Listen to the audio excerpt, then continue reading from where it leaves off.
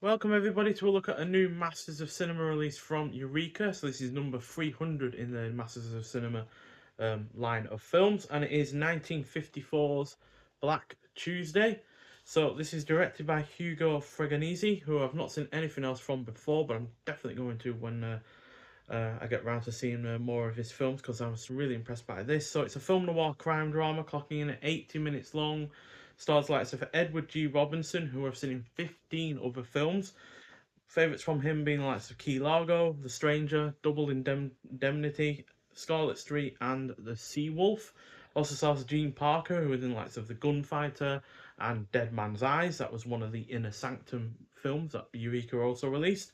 Also stars Peter Graves, who was in Stalag 17, as well as three 1950s sci-fi films in the likes of in the form of Killers from Space, It Conquered the World, and Beginning of the End. So vicious gangster Vincent Kennelly pulls off a daring prison escape just moments before going to the electric chair, taking with him Peter Manning, a bank robber and cop killer who was to die right after him. Taking several hostages along, they try to get their hands on the loot from Manning's robbery to finance their escape from the country. So this features not only one of the best performances from Edward G. Robinson, but it also is easily one of his darkest and most heinous characters that he has played. And that's just because he's a real mean son of a you know what. So yeah, he's a but it's done in a way that's convincing. It's not overly done. It's not camp or anything like that.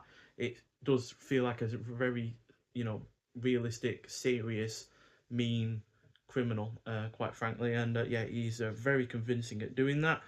The rest of the cast is also good. The pacing is on point. It is well shot, has a great deal of tension to it. It is surprisingly quite violent for a film from this period. And it takes its time to give our leads characterization, which, considering its short running time, is reasonably impressive. So first 20 or so minutes or whatever set in the prison, you get to learn about the main two prisoners. You even get to learn something about the one of the prisoner guards and how he's coerced into helping these two out. So yeah, it's really well done. And even though it's not my favorite from the Masters of Cinema series, I wouldn't say it's a classic in that regard. It is nonetheless great to finally have another Edward G. Robinson film on Blu-ray. Not one that was on my radar before Eureka released it, though, or announced it, to be honest. So, yeah, I am surprised I hadn't heard of it sooner, but I'm glad I finally have. So, yeah, there's the disc and one artwork that we get with it. Obviously, we have the artwork on the slipcover, but we have that artwork as well, and we also have a reversible artwork as well. I actually prefer this to the yellow one. So yeah, I really like that one, and I will swap that over when I get the chance. We also get a booklet inside. That looks like a promo photo, but this is an actual shot from the film. And inside the booklet, you get your cast and your crew, and then we get Murderous Energy Notes on Black Tuesday by Barry Forshaw. You also get shots from the film as well, such as these. And then we get Rise and Fall, Edward G. Robinson and the Evolution of the Gangster Film by Craig Ian Mann.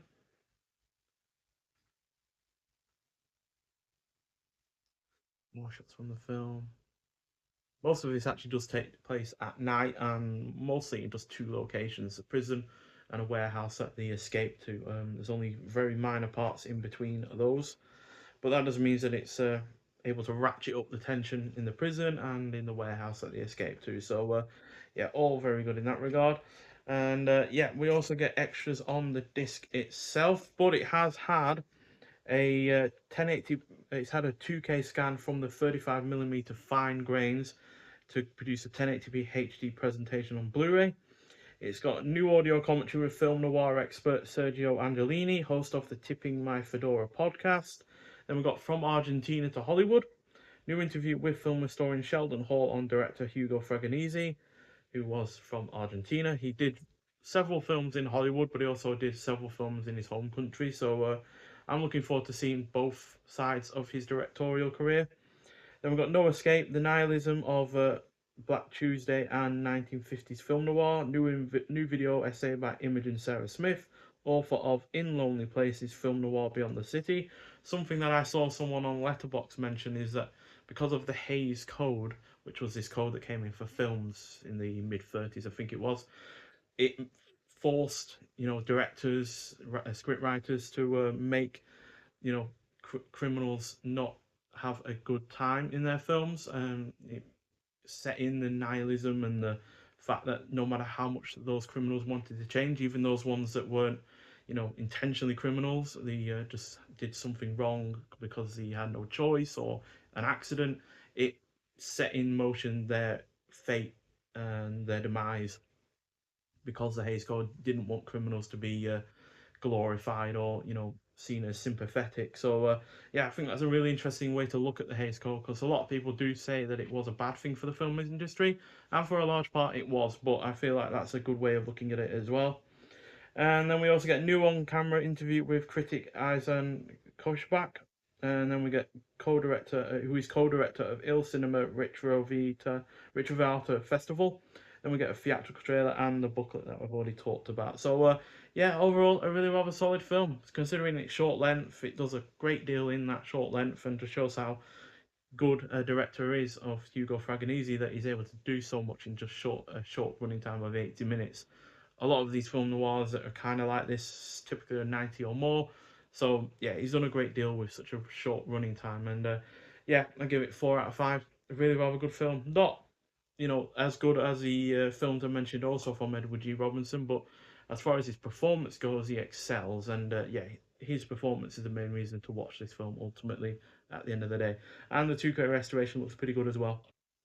No issues with the sound, no issues with the picture quality. So yeah, Eureka have done a fine job in that regard as well. So yeah, overall a really rather excellent release.